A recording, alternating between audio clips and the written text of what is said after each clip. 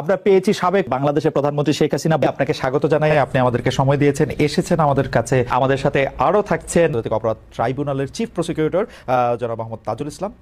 জনাব মোহাম্মদ তাজুল ইসলাম, আপনাকে আমাদের অনুষ্ঠানে স্বাগত জানাই।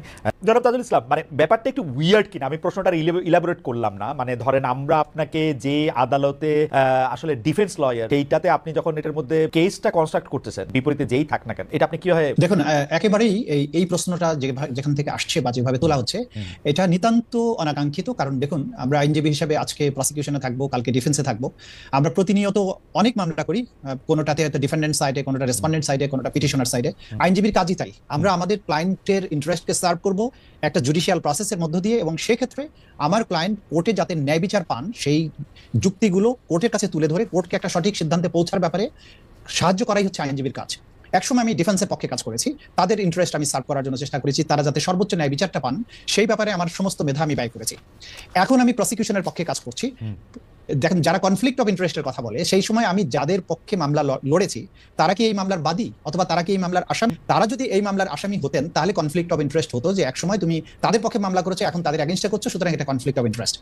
এখানে আইনজীবীকে কখনো নিরপেক্ষ হওয়ার কোনো ব্যাপার নেই। নিরপেক্ষ ইন দ্য সেন্স যে আপনি একদিন আপনি ডিফেন্সে কাজ করেছেন বলে আরেকদিন প্রসিকিউশনে যেতে পারবেন, এই ধরনের নিরপেক্ষতার প্রয়োজন তো এখানে নাই। কিন্তু এখানে যেটা দরকার, যেটা রাসনা ইমাম খুব ক্লিয়ারলি বলেছেন, একটা হচ্ছে যে অভিজ্ঞতা এবং কম্পিটেন্স। যে এই মামলা পরিচালনার ব্যাপারে যে ধরনের অভিজ্ঞতা দরকার, যে ডিটারমিনেশন দরকার, বাংলাদেশে যে ম্যাসিভ স্কেলে যে ক্রাইমস এগেইনস্ট হিউম্যানিটি হয়েছে, আমাকে আয়নাঘরের গভীর অন্ধকার থেকে যে এভিডেন্সগুলো কালেক্ট করে আনতে হবে এবং সেটাকে প্রপারলি আদালতের সামনে ইন্টারন্যাশনাল স্ট্যান্ডার্ড, দেশীয় স্ট্যান্ডার্ড মেনটেন করে প্রেজেন্ট করার জন্য যে স্ট্রং ডিটারমিনেশন দরকার, যে অভিজ্ঞতা দরকার, যে এক্সপার্টিস দরকার, সেটা আমার আছে কিনা, সেটা আমি রাষ্ট্রের পক্ষকে সার্ভ করার জন্য আমি কম্পিটেন্ট কিনা। এবং এখানে আমি 100% আমি রাষ্ট্রের পক্ষে। আমার তো নিরপেক্ষতার প্রয়োজন নেই, আমি 100% রাষ্ট্রের পক্ষে। নিরপেক্ষ থাকবো যদি ন্যায় বিচার নিরপেক্ষ হতে হবে, এখানে জাজেসদের, এখানে আদালতকে নিরপেক্ষ হতে হবে। আমি একটা সাইড, ডিফেন্সের আরেকটা সাইড থাকবে, দুই পক্ষ তার ক্লায়েন্টের বেস্ট কেসকে এখানে প্রেজেন্ট করার চেষ্টা করবে। সেই ক্ষেত্রে কোনো আপোষ করার কোনো সুযোগ আছে কিনা আমি জানি না, কোনো আপোষ করার কোনো সুযোগ আছে বলে আমি মনে করি না। বেশ ইসলাম, এইটা অবশ্যই একটা খুবই ফাইন লাইন আইন কানুনের, যে আসলে লয়ার একটা পক্ষ কিনা, কারণ অথবা লয়ার আসলে এই পুরো বিচার ব্যবস্থারই অঙ্গ কিনা, সেটা নিয়ে আসলে বিস্তর একাডেমিক আলোচনাও চলতে পারে। আমরা একসময় নিশ্চয়ই সেটা করব।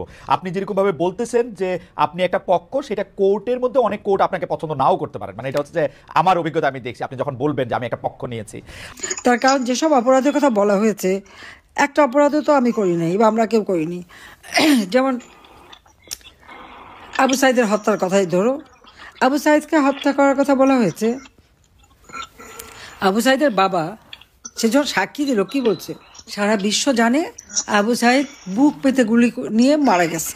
আবু সাইদের বাবা ট্রাইব্যুনালে যে সাক্ষী দিল, তার ছেলের মাথার পিছনে গুলি, যখন তাকে গোসল করায় তখনও মাথার পিছনে রক্ত। যদিও মামলা চলাকালীন সময় প্রসিকিউটর বলছিল যে পিছনে না, পিছনে সামনে সামনে। তারপরে আবার পরবর্তীতে এক সাংবাদিকের প্রশ্ন সে বলছিল, হ্যাঁ মাথায় পিছনের কথাটা বলা আমার ভুল হয়ে গেছে। মানে সাক্ষী যাতে শিখিয়ে পড়ে নিয়ে এসেছে, তারা আসলে সঠিক কথা বলতে পারেনি। আবু সাইদের হত্যা, মুগ্ধর হত্যা, তারপরে 7.62 বুলেট যেটা ব্যবহার করা হয়েছে 2024 সালের 15ই ফেব্রুয়ারি পর থেকে, আমি সেখানে একটা জুডিশিয়াল ইনকোয়ারি কমিশন গঠন করে দিয়েছিলাম হাইকোর্টের জজ সাহেবকে দিয়ে। ডক্টর মোহাম্মদ ইউনূস কিন্তু সেই এনকোয়ারি করতে দেয় নাই। অবৈধ অস্ত্র, থানা লুট করে অস্ত্র, সেগুলি কোথায় গেল সেগুলি খোঁজ করে নাই। দেখা যাচ্ছে এখানে যত মানে একটা মনে হচ্ছে একটা রাজনৈতিক প্রতিহিংসা চরিতার্থ করার জন্য মুক্তিযোদ্ধা পরিবার এবং জনগণের ভোটে নির্বাচিত জনপ্রতিনিধি, সর্বোপরি আওয়ামী লীগের নেতৃবৃন্দ এবং আমার বিরুদ্ধে মামলা, এবং সেই মামলায় সে কোনো আর্গুমেন্ট কিছুই লাগবে না। তারা নিজেই একজন আইনজীবী ঠিক করে দিয়েছে। সেই আইনজীবী আবার যখন জজ সাহেবের সাথে কথা বলে, সেটাও আবার প্রচার হয়ে গেছে যে সে আইনজীবী খুব ভালো ভালো কথা বলছিল যে আমাকে মুক্তি দিতে হবে, আমার কোনো অপরাধ নেই ইত্যাদি ইত্যাদি। আবার জজ সাহেবকে বলছে আমার তো এই কথাগুলি বলতেই হয়, আমি তো বাইরে অন্য কথা বলতে পারি না, কাজে আমাকে তো বলতেই হবে, হ্যাঁ, যে না ফাঁসি দেওয়া যাবে না। আমি কি বলতে পারি যে ফাঁসি হোক? একবার আপনারা চিন্তা করে দেখেন তো কি বিচারটা হচ্ছে বাংলাদেশে, কোন বিচারটা হচ্ছে? তো এই হলো বাংলাদেশের অবস্থা। সেখানে আইনজীবীদের ঢুকতেও দেওয়া হচ্ছে না, যেটা এখান পান্না বলছেন উনি যায়নি। আর আমার বিরুদ্ধে যে মামলা, আমি তো কোনো নোটিশ কিছুই পাইনি। আর আমাদের ঘর বাড়ি কিছুই নাই, ঠিকানাই নাই এখন, এই অবস্থা। তো সেগুলো আমরা কেউ কিচ্ছু জানিও না, কিন্তু বিচার হয়ে গেছে, বিচারের রায়ও দিয়ে দেবে। তো এই যে ক্যাঙ্গারু কোর্টের থেকেও জঘন্য একটা কোর্টের যে বিচার, এটা তো কোনো ন্যায় বিচার পাওয়া না, এটা তো একেবারে রাজনৈতিক প্রতিহিংসা চরিতার্থ করা হচ্ছে বলে আমাদের ধারণা। কাজে এই ট্রাইব্যুনাল যে গঠনবিধি মেনে চলা হয় নাই, কাজে এখানে যে সব কিছু দেখা যাচ্ছে সেই আবার যেন 71 সালে পাকিস্তানি হানাদার বাহিনীর যে যারা গণহত্যা করছে তার যে বিচার হলো তারই প্রতিশোধ নেওয়ার জন্যই এটা করা হয়েছে। কাজে আজকে আমরা দীর্ঘদিন আমাদের হাজার হাজার লক্ষ লক্ষ নেতাকর্মী ঘরবাড়ি হারা, তাদের উপরে নির্যাতন চরমভাবে শিকার।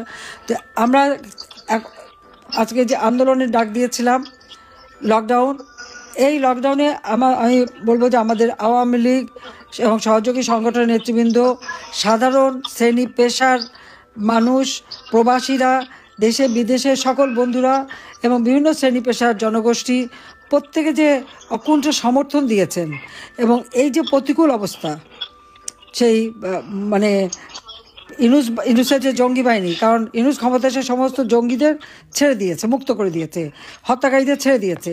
এই তারা যে অস্ত্র শস্ত্র নিয়ে তারপরে বিভিন্নভাবে কুপিয়ে কুপিয়ে মানুষ মারা, লাঠি দিয়ে পিটিয়ে মারা, গুলি করে মারা, এইগুলি করেছে।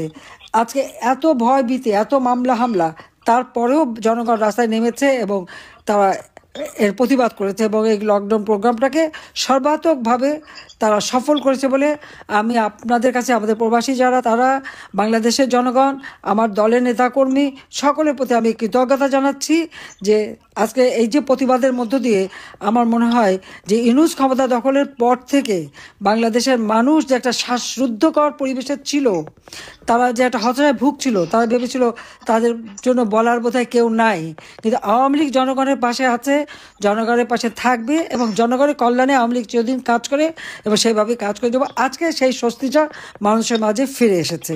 তবে আমাদের এই সংগ্রাম গণতন্ত্র পুনরুদ্ধারের সংগ্রাম, জনগণের ভোটের অধিকার আদায়ের সংগ্রাম, দেশের মানুষের নিরাপত্তা শান্তি নিশ্চিত করবার সংগ্রাম এবং যত আমাদের রাজবন্দী তাদের মুক্তি, মিথ্যা মামলা প্রত্যাহার এবং মানুষের জীবন মান উন্নত করা, আর্থসামাজিক উন্নয়নের লক্ষ্যে আওয়ামী লীগের সংগ্রাম অব্যাহত থাকবে। এবং আমাদের এই সমর্থন দেওয়ার জন্য সবাইকে আমি ধন্যবাদ জানাই এবং আন্তর্জাতিক ক্ষেত্রে যে সমস্ত বন্ধুরা, আমাদের বন্ধুপ্রতিম দেশ এবং যারা আমাদের সমর্থন দিচ্ছেন, জনপ্রতিনিধি সকলকে আমি আমার ধন্যবাদ জানাই, কৃতজ্ঞতা জানাই, সবাইকে ধন্যবাদ। আজকে আপনারা এখানে এসেছেন, আপনাদেরকে আমি ধন্যবাদ জানাই এবং আমরা ন্যায় বিচার চাই। এটা সত্যিকার কোর্টে বিচার হোক, সেটা প্রমাণ দিক তারা যে হ্যাঁ আমি অপরাধী। কোনো প্রমাণ তারা দিতে পারেনি, শুধু মিথ্যা কথা বলে এবং এই যে কোর্টে দাঁড়িয়ে মিথ্যা বলা, এটাও কিন্তু একটা অপরাধ। চিফ প্রসিকিউটর কিন্তু সেই অপরাধ করেছে। আজকে যে জজ, 2 জন জামাত ইসলামী, 1 জন বিএনপি, তারা দলীয়। এখানে তো বিচার হতে পারে না, ন্যায় বিচার হতে পারে না। কাজে এই অবস্থায় তারা মামলা চালাচ্ছে। ধন্যবাদ জানিয়ে আমার বক্তব্য শেষ করছি। খোদা হাফেজ।